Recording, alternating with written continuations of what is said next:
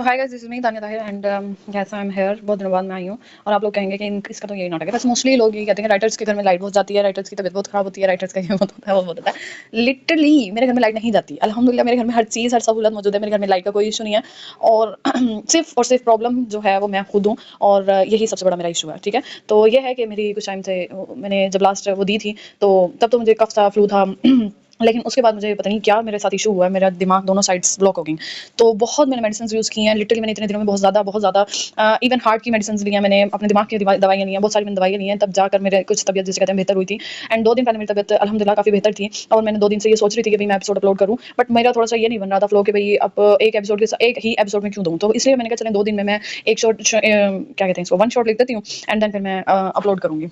इसी रीज़न की वजह से फिर मैंने एपिसोड ही नहीं डाली और फिर मैंने 2 दिन का टाइम लिया एंड मैंने कहा चलें 1 शॉट हम रेडी करते हैं और 1 शॉट रेडी करने के बाद आप लोगों के साथ उसको शेयर करेंगे। उसको रिकॉर्ड ये 1 शॉट थोड़ा-सा लेंथी है तो इसलिए इसको रिकॉर्ड करने में टाइम लगेगा, लेकिन आज ही इस एपिसोड के साथ ये 1 शॉट इंशाल्लाह आप लोगों के पास होगा।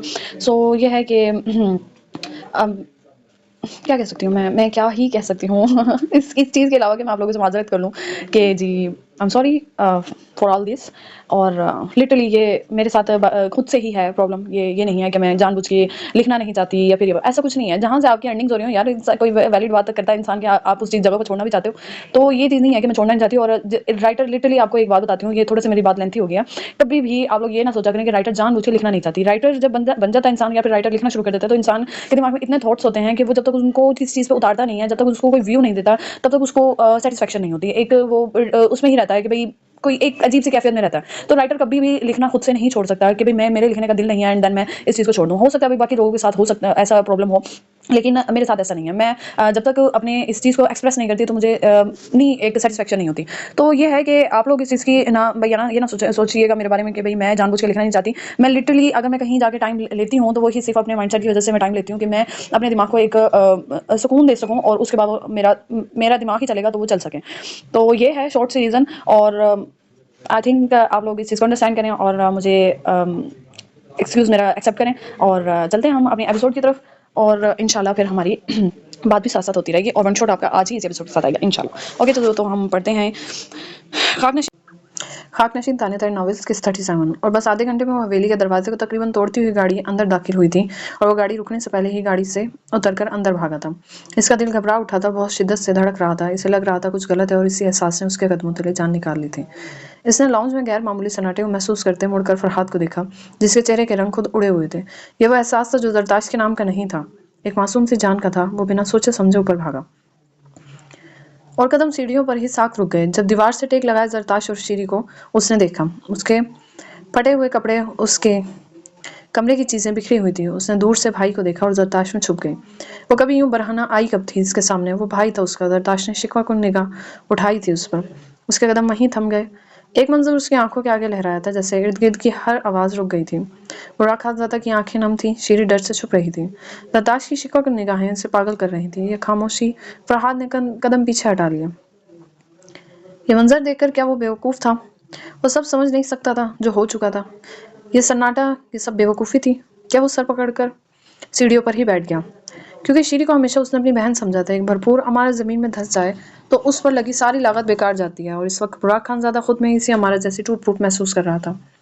वो आगे बढ़कर ये भी पूछने काबिल नहीं था कि हुआ क्या है? क्यों फटे हुए शीरी के कपड़े? उसके चेहरे पर किस चीज़ के निशान थे? जरताश ने शीरी को खुद में भींच लिया। इस वक्त उन सबके लबों को जैसे किसी ने सी दिया था। बेआवाज़ एहसास उन सबके बीच थम गया था। वो एक कदम आगे बढ़ा। शीरी ने हाथ उठाकर दिल हार हार कर रोना शुरू कर दिया। नहीं नहीं लाला जी, नहीं। बुराक का दम निकल गया।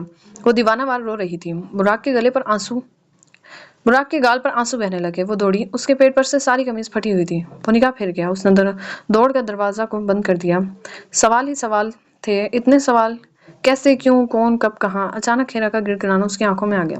जरताश का मिन्नतें करना आ गया। वो पलट गया। अंदर से उसके चीखने की आवाजें आ रही थी। वो चिल्ला चिल्ला कर रो रही थी। वो बार बार मुड़कर देख रहा था। वो इतनी छोटी सी थी, तब से उसने उसको संभाल कर रखा था किसी मोती की तरह, और वो इस मुसव्वरी की हिफाजत न कर सका। अचानक जरताश के चीखने पर वो मुड़ा, आगे बढ़ा। बुराक, प्लीज डॉक्टर को बुलाएं। उसकी बात पर फरहाद ने मोबाइल निकाला। उसकी अपनी आंखें सुर्ख थीं। उसने डॉक्टर को कॉल मिलाई। बुराक जरताश को देखता रह गया, जिसकी आंखों में कई शिकवे थे और न शिकवों से वो निगाह चुरा गया। डॉक्टर फौरन पहुंचा था। उसने हैरानगी से बुराक की सिम देखा। गांव में यह बात अबाक की तरह फैल जाती। वो सोचने समझने की हर सलाहियत को खो चुका था। डॉक्टर ने चेक करके उसकी तरफ देखा। She is pregnant. उनके ऊपर एक बम सा गिरा। जरताश एक लम्हे में मामले की तह तक पहुंची। डॉक्टर दवाइयां लिखकर चला गया। वो दीवार थामे खड़ा था। पहली बार जरताश ने उसे बेजान देखा था। तरस भी आया उस पर। वो समझ गई ये बदर का किया धरा, और उस पर अब ये क्या बनी थी। बुराक कमरे से बाहर निकल गया। फरहाद ने जरताश को देखा। भाभी खानम, किस चीज की जरूरत हो तो मुझे बताइएगा। वो भी कहकर चला गया। उसने बुराक को पूरे घर में तलाशना चाहा, लेकिन वो गायब हो चुका था। फरहाद ने हवेली के दरवाजे बंद करा दिए और खुद भी चला गया। उसे दुख शीरी से ज्यादा बुराक का था। जिस तरह वो टूटा बिखरा लग रहा था, इसका बस नहीं चल रहा था वो उसके पास चला जाए, लेकिन वो नहीं जा सकता था। क्या कहता, क्या हौसला देता, लेकिन ये हुआ कैसे था। जरताश से ये जानना चाहता। तभी उसने कॉल कर ली और जरताश ने चीरी पर चादर डाली और खुद मोबाइल उठाकर बाहर आई। उसने फरहाद को अपने सारे खदशे बयां कर दिए। फरहाद ने कॉल डिस्कनेक्ट होते ही याकूब को तलाशा, लेकिन वो हवेली में नहीं था। उसने सारे गार्ड्स मुलाजमों को हवेली से बाहर निकाल दिया और खुद चौकीदार की कुर्सी पर बैठ गया। इनकी जिम्मेदारी थी अपनी बहन बेटियों की हिफाजत करना, फिर वो कैसे तर्क कर गए। वो कुर्सी पर बैठते ही बेसाख्ता उसकी आंखों से आंसू जारी हुए और वो आंखों पर हाथ रख गया। अलबत्ता सब मुलाजमीन को बाहर निकाल चुका था। कैसे कैसे हम यकीन कर लेते हैं कि मुलाजिम ट्रस्ट के काबिल है, या ये वाला बहुत पुराना है तो काबिल एतमाद है। आखिर क्यों, कैसे, हम खुद क्यों नहीं हिफाजत कर सकते अपनी बेटियों की। वो बेचैनी की इंतहा पर था। जबकि दूसरी तरफ वो स्टडी में चेयर पर बैठा था। या ये इसके बाप की चेयर थी। इसने टेबल की सिमत एक बार देखा। यही इसने अपने बाप को मार दिया था गोली से। वजह ऐसी थी कि वो 100 बार भी मार कर गम ना लेता, लेकिन आज अपनी बेतवजगी ने उसे लाकर वहीं खड़ा कर दिया था। वो चेयर की पुष्प पर सर टिका गया। उसके गाल पर आंसू गिर रहे थे और तेजी से उसके कॉलर में जज्ब हो रहे थे। लाइब्रेरी में मुकम्मल अंधेरा था। अचानक दरवाजा खुला। जरताश को सामने देखकर वो देखता रह गया। जरताश ने लाइट्स पर हाथ रखा और स्टडी में रोशनी हो गई। जरताश ने कदम अंदर रखा। उसके गालों पर आंसू, उसकी बिखरी हालत देखकर उसे उस पर तरस आया। वो उसके नजदीक आया और मालूम नहीं किस एहसास मोहब्बत से उसने उसके गाल पर हाथ रखा जो भीगा हुआ था। वो ठीक है, उसके साथ ऐसा कुछ नहीं हुआ जो आपका सर झुकाए। वो प्रेग्नेंट बदर की वजह से है। मैंने कई बार देखा, लेकिन इसमें शीर का कसूर नहीं। वो आपसे मोहब्बत करती है बेइंतहा, लेकिन वो निकाह के बंधन में बंध कर मजबूर हो गई, और ना चाहते हुए भी बदर ने उसके साथ वो सब किया। याकूब ने उसे बदर के साथ कई बार देखा था, शायद जिसकी वजह से वो शीरी तक पहुंचा, लेकिन वो अपनी हिफाजत कर गई। खानजादा साहब, आपका शिमला नहीं गिरा, आपकी बहन की इज्जत नहीं लूटी, ये ऐब इसमें नहीं है। सिसक सी गई थी वो सुर्ख आंखों से उसकी सिम देखता रहा। आपने किसी मजबूर की मदद का क्यों नहीं सोचा? क्यों भूखे भेड़िए की तरह ये दुनिया औरतों पर तुल पड़ती है बुराक? क्यों नहीं संभाल सकते आप लोग ये जुल्म? औरत क्यों सहे? आपने इस मजबूर की मदद नहीं की बुराक, उल्टा आप उसे निकाल दिया। माँ की आहत ये आपका असर है, आपका रसूख था। आप चाहते तो क्या इस मजबूर के लिए किसी लड़की को तलाश नहीं सकते थे जो ना जाने किस किस अजियत में हो? बुराक ने चेयर उसकी जानिब की और उसकी कमर में हाथ डालकर वो उसके सीने में चेहरा छुपा गया। जरताश एक पल के लिए थम गई और फिर उसने उसके गिर्द बाजू बांध लिए। उसके बालों में वो नरमी से उंगलियां चलाने लगी। वो अपना चेहरा छुपाए हुए था। उसके आंसू जरताश के लिबास को भिगो रहे थे। ये वो जानता था इस वक्त इसकी फीलिंग्स क्या हैं। वो उठा, अपने गाल साफ किए और उसका चेहरा दोनों हाथों में थाम लिया। उसकी आंखों में देखा, चंद लम्हे देखता रहा और फिर उसकी पेशानी चूम ली और उसे सीने में भींच लिया। जरताश यहाँ समझ नहीं पा रही थी, लेकिन वो चुप थी। इसका दिल तेजी से धड़क रहा था। वो तादेर उसे खुद में भींचे खड़ा रहा, जबकि जरताश भी यूं ही खड़ी थी। वो अलग हुआ, उसकी कलाइयां पकड़ी और उसकी कलाइयों को चूम लिया। फिर उसकी आंखों में देखा। वो कुछ कहने काबिल नहीं था। जाओ सो जाओ, हो सके तो शीरी के पास, उसने आहिस्तगी से कहा कि वो सर हिला गई और इससे अलग हो गई। वो पलटी। अचानक उसका दुपट्टा उसकी घड़ी में फंस गया। वो रुकी, दोनों की निगाहें मिली। उसने अपना हाथ उसके आगे कर दिया, जिसमें से जरताश ने दुपट्टा निकाला और आगे चली गई। वहां से गई तो लगा कि लाइब्रेरी मजीद खाली हो गई। वो बाहर आ गया। उसने एक पूरी निगाह अपनी हवेली पर डाली। अंधेरा, खामोशी, कोई चहल पहल नहीं थी। वो चलता हुआ नीचे आ गया और सोफे पर बैठ गया। यहाँ से पूरी हवेली दिख रही थी। वो बैठ गया। अचानक जैसे आवाज आई थी उसे चीखो पुकार की। यह आवाज जरताश की थी, बस एक 15 साल बच्ची की। वो एकदम मुड़कर इर्द गिर्द देखने लगा। वो जगह की हवेली नहीं थी, लेकिन फिर भी उसके कानों में आवाज गूंज रही थी, तकलीफदेह चीखें और उसके बाप के कहके जो उस लड़की की इज्जत लूट रहा था। हाँ, ये राज वो जानता था। उसका रेप किसने किया? उसके बाप ने।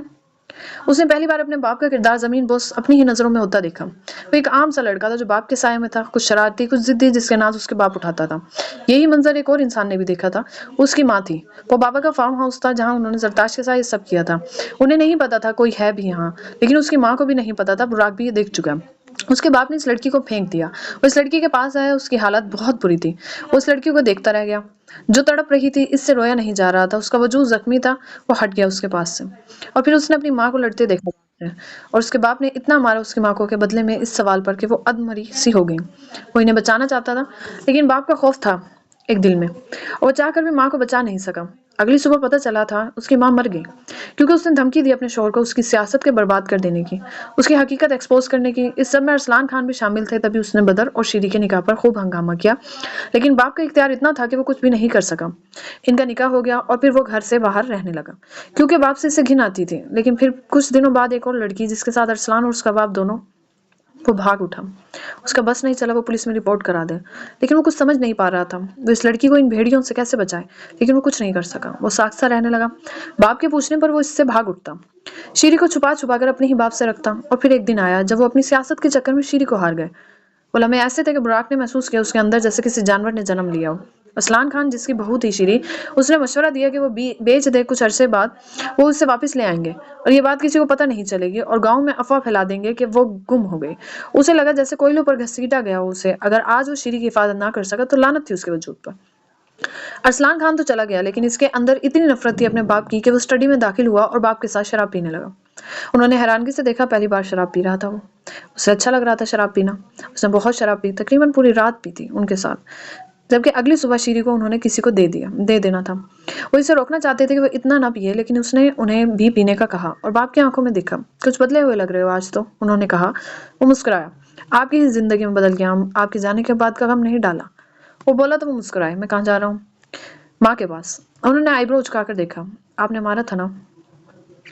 खूबसूरती से माँ को। बहुत अच्छा किया, लेकिन अब आपकी बारी बाबा साईं। वो आगे बढ़ा। वो नशे में दूध उसे पीछे झटकने लगे। उसने आगे बढ़कर उनकी पेशानी चूमी। इतना ज्यादा नशा कर चुके थे वो कि उसे ना दूर करने की हिम्मत थी, ना ही वो किसी को बुला पा रहे थे।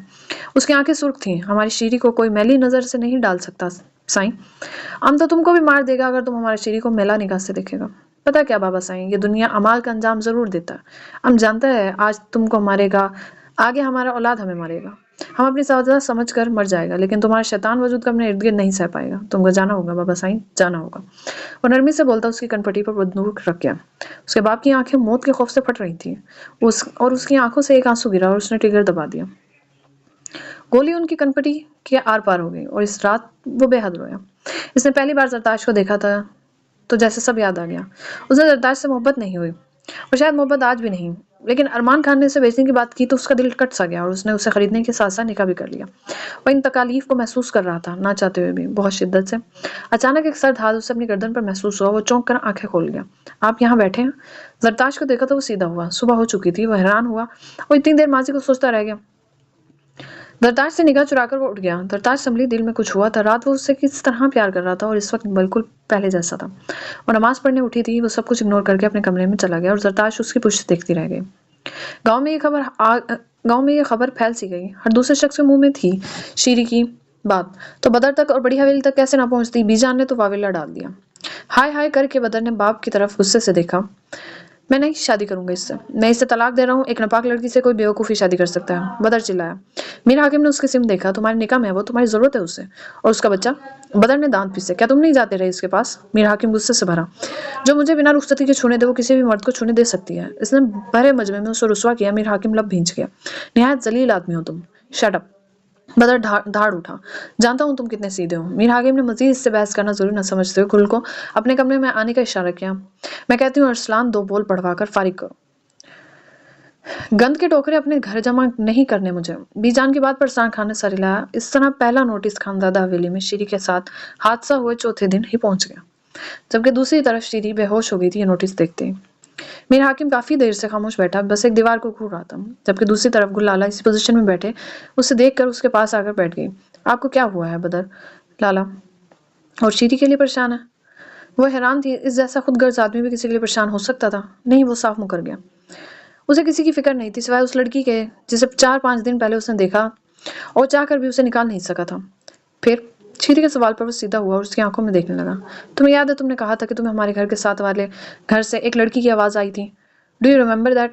गुल ने सर हिलाया। हाँ वाकई एक लड़की है वहाँ, वाकई एक लड़की है। और उसके बाद वो इसे सब बताता चला गया। गुलाला एकदम परेशान सी उसे देखने लगी।